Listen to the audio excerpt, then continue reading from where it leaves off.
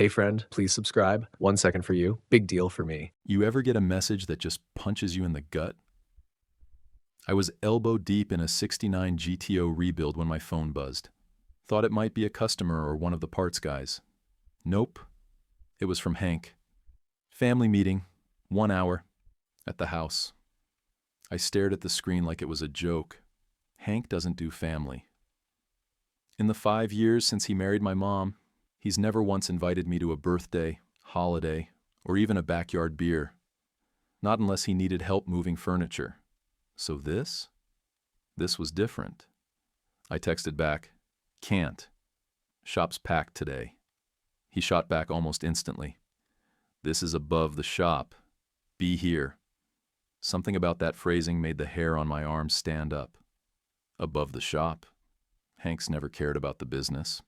Hell, I doubt he can even name the difference between a carburetor and a fuel injector. But ever since we got that shout-out on Lone Star Classics, that regional car blog, and our wait list filled up for 3 straight months, I noticed him sniffing around, asking Mom weird questions, offering to help with paperwork. I wiped my hands, called over Troy, my lead tech, and told him I had to step out for a bit. He raised an eyebrow but nodded. The shop was buzzing, engines cranking, compressors humming. It was finally starting to feel like all those 70-hour weeks since Dad died were paying off. Quick note, before we start, share in the comments. How's your day going, and where are you joining from? And let's get back to the story. Anyway, I got into my truck and headed down Interstate 30 toward the old house. The place Dad bought when I was 6, back when he was still working for minimum wage at a tire shop, and saving every dime to open Bennett and Sons. That garage was his whole life. And after he passed from pancreatic cancer in 2017, it became mine. I remember him in that driveway, showing me how to change out a spark plug before I even had a learner's permit. That's where I learned about torque, timing, and showing up on time no matter what. Pulling up now, the place looked the same from the outside. Same white paint, same cracked driveway. But I could feel something was off before I even cut the engine. Hank's truck was in the driveway. So was my mom's, though she didn't drive much since her hip surgery last year. Something was up, and not the good kind. I got out, slammed the door harder than I needed to, and walked toward the front steps, hands still smelling like motor oil. One thing was clear. Whatever this meeting was, it sure as hell wasn't about catching up. I rang the bell. No turning back now. The second Mom opened the door, I knew something was wrong. Her eyes were rimmed red, like she'd been crying for hours, but still hadn't gotten it all out. Then I stepped inside. Dad's recliner, the one with the busted lever and grease stains on the arms, gone. Replaced by one of those stiff, overpriced chairs that look like they belong in a hotel lobby. The wall above the fireplace used to have his wrench sets lined up like artwork, cleaned and mounted by size. Now, framed quotes. Crap like, "Discipline equals freedom," and "Be the CEO of your own life." Hank's flavor of wisdom. I looked at Mom. What's going on? Before she could say a word, Hank strolled in from the kitchen like he owned the place, drinking something out of a whiskey tumbler and grinning like he'd just landed a promotion. "Good news," he said, real cheerful. "I sold the garage." I stood there blinking. My ears rang for a second. Thought I misheard. "You what?" He took a dramatic sip, held up a folder like it was a trophy. $3 million. Some national outfit, Bison Tire and Lube. They're turning it into one of their flagship shops. It's gonna be big. I laughed, but it came out like a bark. "You can't sell what you don't own." Hank stepped closer, all fake confidence and slicked back hair. "Actually, I can. See? Your mom gave me power of attorney during her surgery last year. That gave me legal authority over her 49%. I spoke to their lawyers. We had it all reviewed." I looked at Mom. She wouldn't meet my eyes. Just stood there, wringing her hands like she was trying to disappear into herself. "He said it was just for emergencies," she mumbled. "It was," Hank cut in. "Until this opportunity came along. You think I was going to pass on $3 million? My voice dropped. I still own 51%. You can't do anything without my say.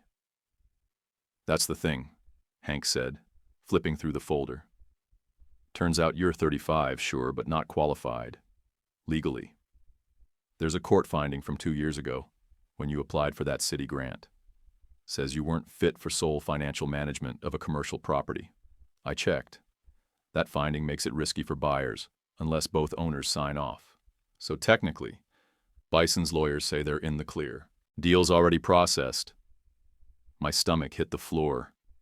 You're lying, I said, stepping toward him. He didn't flinch. The buyers got the documents. Wire transfer's already moving. I turned back to Mom. You let him do this? Tears welled up again. I didn't know. He never said it would be permanent. He told me it was just to pay bills if something happened to me. You gave him the keys, I said, to everything Dad built. Hank clapped his hands once like we were wrapping up a meeting. Look, it's done. You'll get a payout from the sale. You're set. No more working 70-hour weeks, no more greasy overalls. You should be thanking me. I wanted to break his damn nose. Instead, I turned and walked out without another word.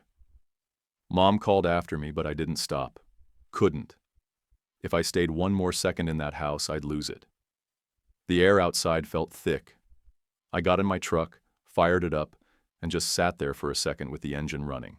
My hands were shaking so bad I had to grip the steering wheel like I was trying to crush it. The shop, my shop, was being handed over to some corporate chain like it was nothing more than a strip mall location. No soul, no history, no Dad. And the worst part? She let it happen.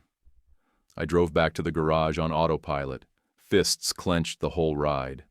I didn't feel the leather under my hands, didn't hear the radio. I couldn't feel a damn thing except heat crawling up my neck. Everything I'd spent the last 5 years building, the blood, sweat, busted knuckles, and Christmas mornings skipped, all hijacked behind my back by a guy who probably thinks an alternator is a drink mixer. And somehow, it was legal. I pulled into the shop lot just as the sun started dipping behind the buildings, casting that weird gold light over the lift bays. My crew was still in full swing, hoods popped, torches flaring, music thumping through the walls. They had no idea what just happened, and I didn't have the words to tell them yet. I slammed the truck door and walked straight to my office, ready to figure out what the hell came next. The moment I stepped through the shop doors, the noise hit me like a wall. Ratchets clicking, metal grinding, compressors humming. That good chaos. My guys were in the zone, mid-shift, sleeves rolled up, sweat dripping, music blasting through the Bluetooth speaker nailed to the back wall. And I couldn't say a damn word. I gave Troy a quick nod as I passed the lift bay. He tossed me a half wave without missing a beat on the Chevelle's rear axle. If he saw the look on my face, he didn't mention it. Maybe he figured I was just having a rough day. I walked through the back hallway, past the parts room, and opened the door to Dad's office. His office. Mine now. Still looked the same, smelled the same too. Old paper, burnt coffee, faint scent of oil in the carpet. His Dallas Cowboys mug still sat on the top shelf, half-faded logo facing out. I hadn't moved it since the day he collapsed mid-oil change. Like if I left it untouched, he might somehow come back. The chair creaked as I sat. My body felt heavy, like someone had poured concrete into my boots. Then I saw it. The folder. Plain manila, no logo, no label. Just a black paperclip and the corner stamped with Lakeside Investment Group. I'd been dodging them for months, kept tossing their letters in the trash, ignoring their emails, told Randall Knox, the guy in charge, that Dad's shop wasn't for sale. Ever. It was a non-starter. But now? Now I was sitting in an office I might not legally own. Watching sparks fly out on the floor of a shop already promised to a company that'd strip it of everything that made it special. I could almost see the Bison Tire banner already. Same bland blue and yellow color scheme as every other corporate hellhole off a freeway exit. If someone's gonna own this place, I thought, it damn sure isn't gonna be them. I grabbed the folder, flipped it open. Same offer as last time. Just over $3.5 million. Terms spelled out in plain English. No layoffs, no franchise branding. Keep the name, keep the team. Expand the classic rebuild model to other locations, all with my input. I pulled out my phone and hit the last number Randall left me. He picked up on the second ring. Randall knocks. "It's Bennett."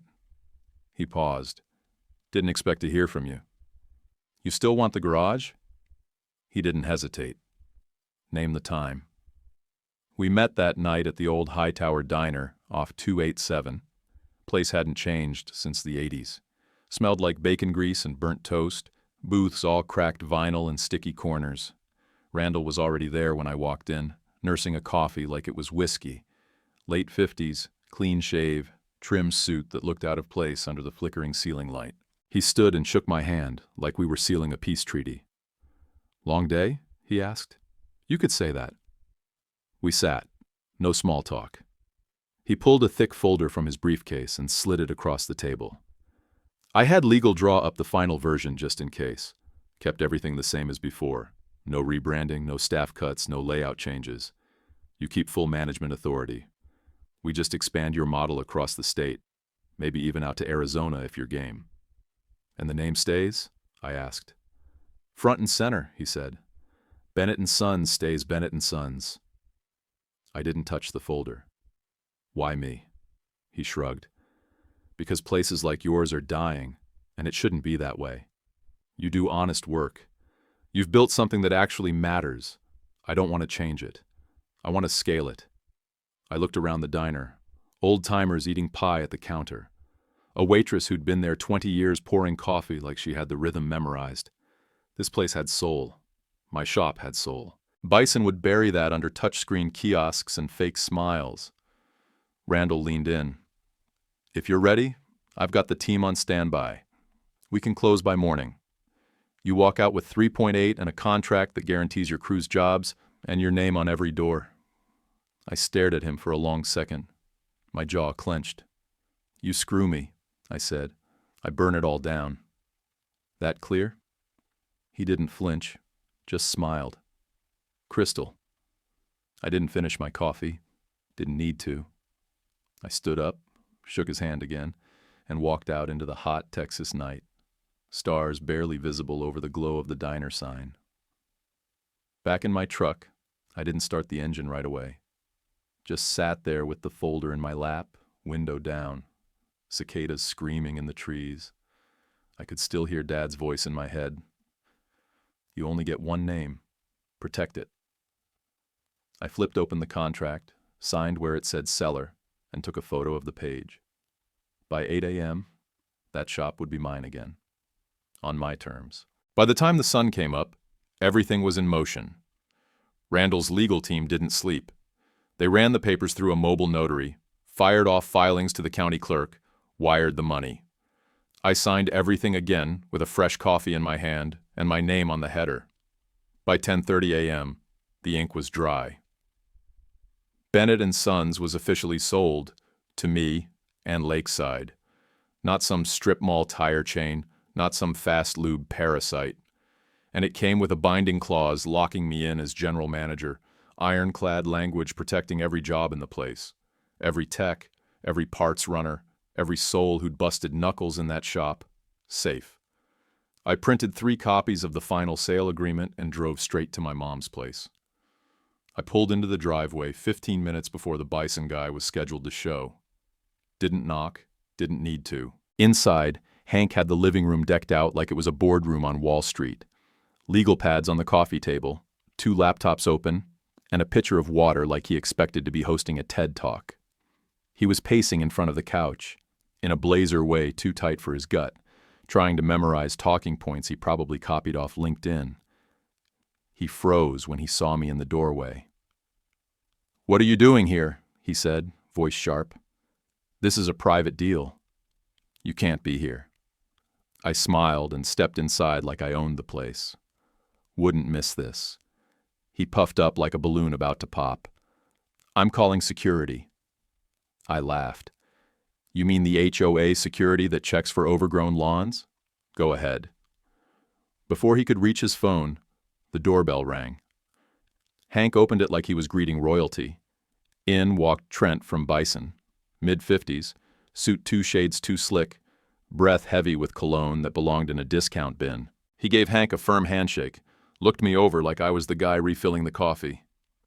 "You the mechanic?" he asked. "I'm the majority owner." Trent blinked. "Excuse me?" Hank cut in fast. "Ignore him. That's my stepson. He doesn't speak for the company." Trent ignored us both and pulled out his phone. Scrolled something. His eyebrows dropped. He muttered, holding the screen out. "This says Bennett and Sons was sold yesterday morning to Lakeside Investment Group?" I leaned over and laid the paperwork right on the coffee table. "Not a rumor. Here's the contract. Signed, filed, wire confirmed. I sold my 51% stake to Lakeside yesterday at 10:30 a.m. Clean transaction. They now own majority control." Hank's face drained. That's impossible," he said, voice cracking. There's no way." I cut him off. "What you had was a forged plan and a fake sense of control. You tried to backdoor my father's legacy to line your pockets. And you gambled it on the assumption I'd just roll over." Trent looked between us, eyes narrowing. "So this deal I'm about to sign, I'd be buying 49% of a business I don't control?" I nodded. "Correct. No naming rights, no management power. Just half a slice of something already sold." Hank tried to save it. "It's still a valuable stake. We could renegotiate structure." "No," Trent said, already standing. "We're done here." He snapped his briefcase shut so fast the latches clapped like a gunshot. "Oh," he added on his way to the door. "And Hank? Our legal team will be in touch. That $60,000 deposit you took under false pretenses? That's called fraud." Hank chased after him, spewing half-sentences and desperate hand gestures, but Trent didn't even look back. His car peeled out of the driveway seconds later. That left just me, Hank, and Mom, who I hadn't even noticed standing in the kitchen doorway, hand over her mouth, pale as the tile. She stepped forward, eyes locked on Hank. "You took $60,000? He spun toward her. "It was a placeholder. I was going to triple it for us." "For us?" she said, voice turning cold. "You didn't even tell me." Hank looked like a dog caught chewing through drywall. "The plan was perfect, until your idiot son ruined it." I stepped closer, slow and steady. "You ruined it the second you tried to erase Dad for a check." He started to answer, but Mom cut in. Loud, firm, no hesitation. "I want you out of this house by tonight." He looked like she slapped him. "You're serious?" "Dead serious," she said. "Pack your things. Be gone before dinner." I didn't wait to see his reaction. I left. By the time I made it back to the shop, the crew was already in full swing. Troy had pulled the rusted tailgate off the old Dodge out back and set it up as a grill station. Coals blazing, burger patties sizzling, smell of char and grease thick in the air. Someone dragged out a speaker, hooked it to a phone, and classic rock was bouncing off the metal bay doors. Beer was flowing. Nothing fancy, just cold and cheap. And the whole crew was there. Rudy and Lenny were racing on the shop creepers in the back lot, yelling like they were 10 years old. Casey was dancing with a wrench in her hand, already half a beer deep and trying to teach Troy some kind of move that looked like a cross between a two-step and a spasm. When they saw me, the place lit up louder. "Boss man!" Rudy shouted. "We thought you were bailing on your own party?" I cracked a smile for the first time all day. "Hell no. Somebody's got to supervise this disaster." I didn't say anything about what went down at the house. Didn't have to. Word travels fast in a place like ours. Someone probably overheard me on the phone earlier. Or maybe they just knew. You spend that much time elbow to elbow with people, turning busted machines into something that runs, you get tuned in. I grabbed a cold one, leaned back against the tailgate, and let it all hit me at once. The grill smoke, the laughter, the grease-stained overalls and busted fingernails and stained concrete under our boots. This wasn't just a shop. This was ours. A little before 9, Randall pulled up in that sleek black Ram of his. He stepped out in jeans and boots this time, carrying a full case of Shiner Bock like he belonged there. And honestly, he did. He made a beeline for me, passed me a bottle, and held his up in a toast. "Your old man built a hell of a foundation," he said, voice low but solid. "We're just going to build on it." I clinked bottles with him. "As long as you keep suits and motivational posters off my walls, we'll be just fine," he laughed. "Deal." He stuck around, shot the breeze with the crew, even helped flip burgers when Troy started setting the smoke alarm off near the side door. It wasn't formal, wasn't flashy, just real. Randall knew the value of staying out of the way when a thing was already working. That made me respect him more than any lawyer-backed contract ever could. Later, someone pulled out a box of old shop Polaroids, the kind we used to tape up near the time clock. Me and Dad under the hood of a Mustang with our faces smeared in grease. Troy on his first day, smiling like he didn't know what he was in for. Casey holding up a transmission like it was a trophy. We passed them around, laughed at the bad haircuts and rust-stained jeans. And for a second, it felt like Dad was still here, like he'd just stepped out to grab parts and would be back any minute. That night, as the party started to slow down and the last burgers were gone, I looked around and saw what mattered. Not the name on the building, not the money, not even the revenge. It was the people, the work, the values he'd poured into every corner of this place. Hank tried to sell it like it was just another chunk of real estate. But Dad built a legacy, and I made damn sure it stayed right where it belonged. I crushed my empty can, tossed it in the barrel, and walked inside to lock the bay doors. Because this place was mine again, and I planned to keep it that way. I turned the key, locked the bay doors, and stood there in the quiet for a second. My hand still on the handle. No music, no grill smoke, no busted knuckle jokes. Just me, the smell of burnt rubber and old grease, and the kind of peace I hadn't felt in years. 6 months later, that peace turned into momentum. I took my cut from the Lakeside deal and put it straight into something Dad and I always talked about, but never had the cash to chase. High-performance builds. Street-legal beasts. We'd watch races on TV, circle parts in catalogs we could never afford, sketch ideas on the back of old invoices. That dream had always just lived in the someday pile. Until now. Knox and Bennett Motors opened up 10 minutes down the road in a busted-up warehouse I'd had my eye on since forever. We gutted the inside, reinforced the lifts, added custom dyno equipment, and put in top-tier paint and fab setups. No banners, no coupons, no corporate BS, just horsepower, sweat, and steel. Randall stayed out of the way, just like he promised. He came by once a month with a check and that easy smile of his, asked how the numbers were, patted the hood of whatever monster we had on the lift, then let us get back to work. No notes, no micromanaging. "I'm just here to keep the engine running," he'd say, handing me a shiner and nodding at the shop floor. "You're the one doing the driving." Business boomed. Turns out, if you build clean, mean machines and treat customers like people instead of walking invoices, they talk. We didn't even need advertising. Word of mouth brought in street racers, collectors, ex-military guys looking to restore their old rides, even a few minor league sponsors with deep pockets and wilder dreams.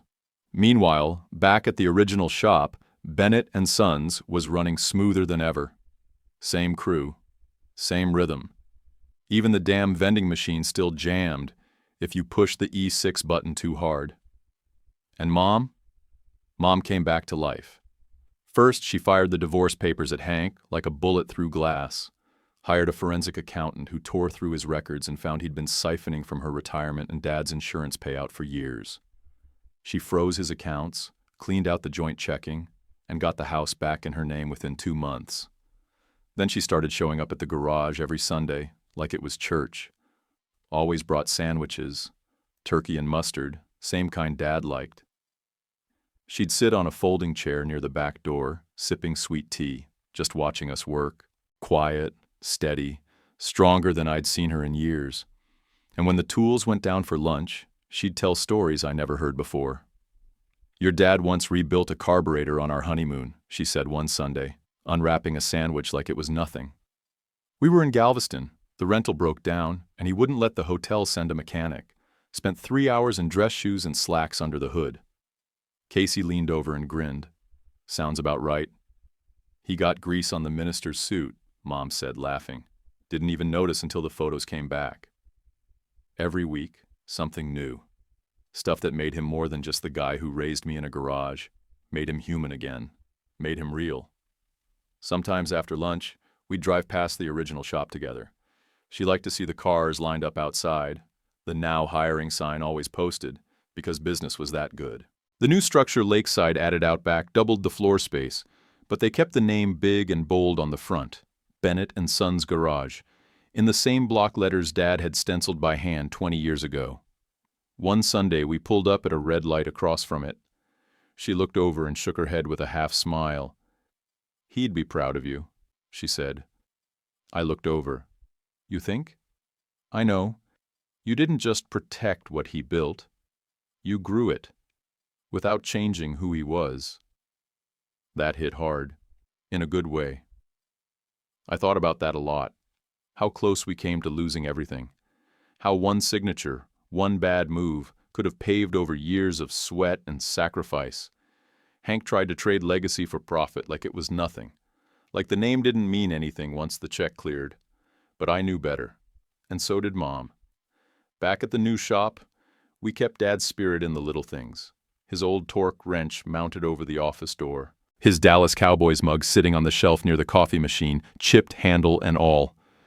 I even had his initials engraved into the edge of the custom tuning bench we built. Just a small RB burned into the metal. Some things you don't let go of. Not for money. Not for anything. 6 months ago, I thought I was about to lose everything. Now, I had 2 thriving shops, a crew that felt like family, a future built on horsepower and integrity, and a mother who'd finally started healing. And I had my father's name still standing, bold and unshaken, right where it always belonged. We hung the photo just above the new office door. Dad in a grease-streaked t-shirt, arms crossed, smirking in front of a cherry-red Firebird he finished 2 days before his last hospital trip. The frame was wood. Simple. No brass plaque or inscription. He wouldn't have wanted one. Mom held the level while I drilled it in. She didn't say much, but her hands were steady, her eyes clear. She was fully herself again, sharper than ever, less tired, less small. "Good?" I asked. She stepped back, nodded once. "Looks like he belongs here." And he did. Last I heard, Hank was pushing used boats off a gravel lot outside Weatherford, just off Interstate 30. Big faded banner that said "Easy Marine Deals" in crooked red letters. I drove past once on my way to pick up a crankshaft from a guy out west. Spotted him under a torn pop-up canopy, wearing mirrored shades, barking at some poor couple about financing. The sign said, "No credit? No problem." Which pretty much summed him up. Word is, he's still telling anyone who will listen about the millions he almost made. "If my ungrateful stepson hadn't screwed me," he'll say, like he didn't nearly torch a legacy to line his pockets. Honestly, I hope he keeps telling that story. It's the only honest thing he's ever said. Meanwhile, every week, we get at least one walk-in at Knox and Bennett Motors who pauses, glances at the old photo wall, and says something like, "Your dad rebuilt my Camaro back in 2004. Or, "I remember this place when he ran it. Glad to see it's still alive." I always smile, nod, maybe offer him a coffee. But inside, I feel something twist. Not in a bad way, just deep. Because it is alive. But it's not just the name. It's the values. It's doing things the hard way when it's the right way. It's staying late to finish a job because someone needs their truck for work in the morning. It's paying your people fair, showing up on time, and not handing the keys to snakes like Hank just because a check has a lot of zeros on it. Dad used to say the secret to a clean engine was attention to detail. Every gasket, every torque spec, every inch mattered. Turns out that's true for people too, for businesses, for families. That shop, It's more than just walls and lifts and grease on the floor. It's proof that you don't have to sell out to win, that you can do things the right way, protect your people, and still come out ahead. Now I've got two locations, a crew that's more like a tribe, mom back in my corner, and a future that dad would have raised a cold beer to without saying a word. I didn't just wreck Hank's plan. I kept what mattered. That garage is still ours, just with a better engine under the hood. Would you have taken Hank down the same way or handled it differently? Drop your answer in the comments, and if you liked the story, hit that subscribe button and give it a like. YouTube picked this for you. Tap it. Let's see if they guessed right.